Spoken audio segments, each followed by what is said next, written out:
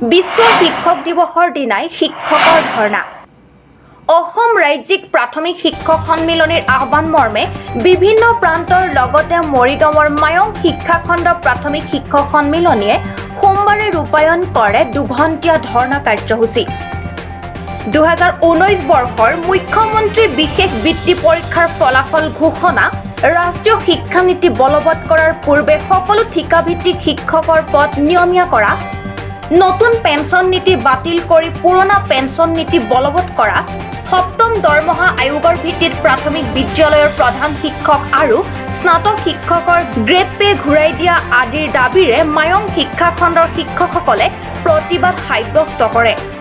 আনহাতে মায়ং শিক্ষাখণ্ডৰ খণ্ড প্ৰাথমিক শিক্ষা বিষয়া ছফিকুল ইছলাম আনচাৰীৰ জৰিয়তে মৰিগাঁও জিলা প্ৰাথমিক শিক্ষক সন্মিলনীৰ সভাপতি বিজয় সিং ডেকা, সহকাৰী সম্পাদক সৰলাল মণ্ডল, সাংগঠনিক সম্পাদক ভদ্ৰেশ্বৰ ডেকা, মায়ং খণ্ডৰ সভাপতি দীপক কুমাৰ মেধি প্ৰমুখ্যে শিক্ষকসকলে ৰাজ্যৰ মুখ্যমন্ত্ৰীলৈ স্মাৰক পত্ৰ প্ৰেৰণ কৰে।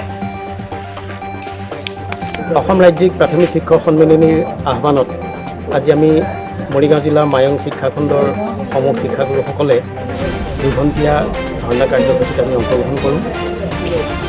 আমাৰ কিছু দীৰ্ঘদিনীয়া সমস্যা কিছু আছে, সেই সমস্যাবিলাক চৰকাৰক বাৰম্বাৰ আমি বিভিন্ন সময়ত আমি জনাই আহিছোঁ যদিও সেইবিলাক আজিলৈকে চৰকাৰে আমাৰ সেই দাবীসমূহ পূৰণ কৰা নাই।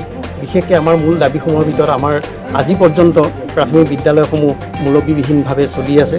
গতিকে আমি প্ৰধান শিক্ষকৰ মৰ্যাদা বা প্ৰধান শিক্ষকৰ পদ বিচাৰি পেলাই আমি আজি আন্দোলন কৰিবলগীয়া হৈছে, আজি ধৰ্ণা কাৰ্যসূচী প্ৰতিবাদ কাৰ্যসূচীত বহিবলগীয়া হৈছে। তাৰ বাহিৰেও সপ্তম দৰমহা আয়োগে আমাৰ প্ৰাথমিক বিদ্যালয়ত যিটো গ্ৰেড পে প্ৰথমতে দিছিলে, সেই গ্ৰেড পেটো পিছৰ পৰ্যায়ত আকৌ সেই গ্ৰেড পেটো কাঢ়ি লৈ গ'ল।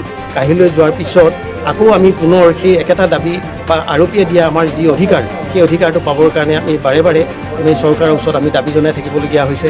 তাৰ বাহিৰেও কি হৈছে, আৰু এটা ডাঙৰ সমস্যা হৈছে, আমি নিজে আচৰিত হৈছোঁ যে 2019 বৰ্ষত যি বৃত্তি পৰীক্ষা অনুষ্ঠিত হ'ল, সেই বৃত্তি পৰীক্ষাৰ ৰিজাল্ট আজি পৰ্যন্ত দিয়া নাই।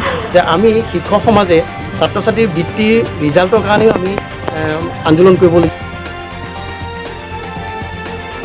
ব্যুৰ ৰিপৰ্ট, নতুন সংবাদ।